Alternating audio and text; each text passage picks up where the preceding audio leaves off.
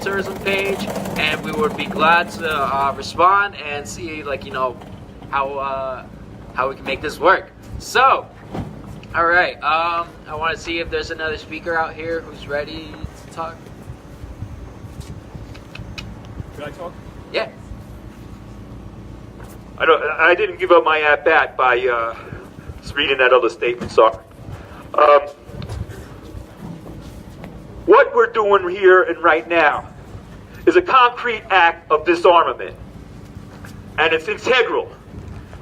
As we are right now, perhaps minutes, days, weeks, months away from launching cataclysmic ultimate war against the Korean Peninsula. Make no mistake, a war on Korea is a war on the whole peninsula, not just a war on North Korea. Because once the bombs start flying, they start flying in all directions, and literally hundreds of thousands, perhaps millions, will be killed. The new appointee for the National Security Advisor in the administration, Bolton, he had an op-ed piece in the Wall Street Times calling for a first strike against Korea. And he's moving in to take over this decision.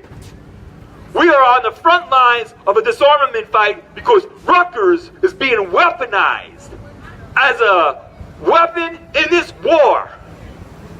Rutgers now is offering paid stipends for field work for the CIA, the FBI, and the National Security Agency. They're going on field trips. They're going abroad.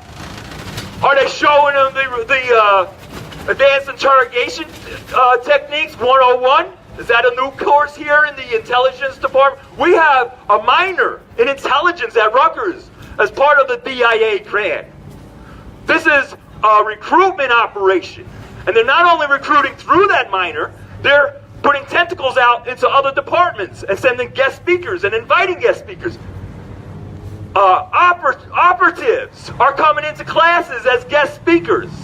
And you can bet that they're also recruiting. Students are helping with recruiting. Students who are interning are getting to talk in classes, and while they're talking, they're mentioning, oh, by the way, we have some paid internships. So they're creating an incentive for students to get involved in these operations. Rutgers is taking students and taking its classrooms operational. It's not the first time. When I went to Rutgers, there was a program here, it started right after I graduated. There was a program here in Hickman Hall on the Douglas campus, and they had a whole class helping a professor who was secretly on contract with the CIA to do research on Europe, and the whole class was researching the disarmament movement and the labor movement in Europe. Okay? And this professor had a contract putting together a report for the CIA on that very topic. So these students were, unbeknownst to themselves, working for the CIA. They weren't getting paid. They were just getting a grade. They were paying for that opportunity. So this is not new. There's a lot of other examples. CIA has always recruited, but this is a major escalation, and they're trying to legitimize it with forums like today. Now, we have no beef with coming up with a plan to defend places of worship and communities against acts of hate. That's and if there's violence going on that's facing people in the community, that's the role the police should play. The police should catch these people, and that's. So we're not against like everything going on in there. We're focused mainly on the symposium, part of the symposium that's at 1:30, and that the backdrop being provided by Michael Cohen. Is it? John Cohen. John Cohen is basically, dare I say, the CIA station chief at Rutgers. He is pretty much overseeing the Intelligence Community Center for Academic Excellence. And through that, they're providing a minor program, a 16 credit, 18 credit minor. So you can minor in U.S. intelligence now at Rutgers. And he is providing the backdrop for the forum that is hate versus freedom in the social media and on the college campuses. And facilitating the panel is Rutgers chief counsel. That means the top lawyer of Rutgers. The top lawyer of Rutgers is sitting down with the top CIA guy, a Rutgers police officer, and a police officer from a Florida campus. Now, I don't know anything about these police officers, but I do know that intelligence also does cultivate ties to police forces on college campuses. So, Muslim Student Association. well, the CIA had a safe house in New Brunswick in the early part of the century, like 25, 26, I think. And they, in conjunction with the New York Police Department coming into New Brunswick with the CIA, they set up a safe house to spy on the Muslim Student Association and Muslim members of the New Brunswick community. That happened.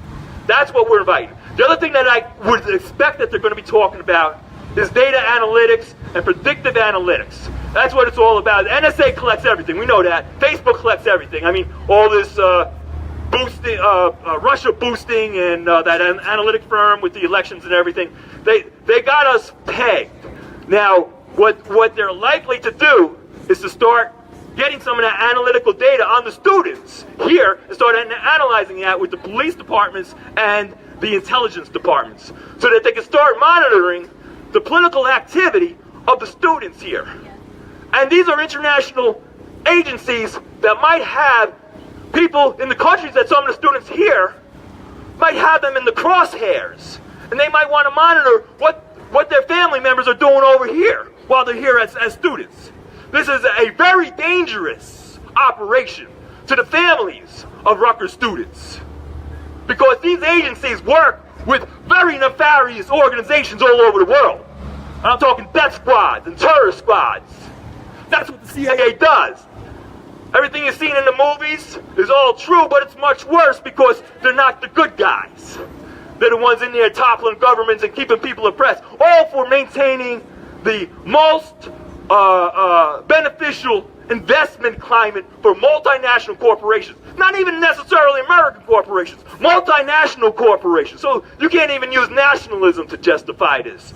Because these corporations, if they think that their profits are going to slip because the labor movement's getting too strong, or they're building schools that requires them to pay taxes, or a health program, and the corporations, the intelligence agencies basically have these corporations as their, they're the vendor for these corporations. That's their client. The intelligence agencies serve at the behest of these corporations to maintain a most favorable investment climate, and they will do anything and everything. When you hear about all these people dying and getting killed, like the woman in Brazil recently, and all these other things happening, the threats with the Filipino community here, the threats against the Filipinos going on right now.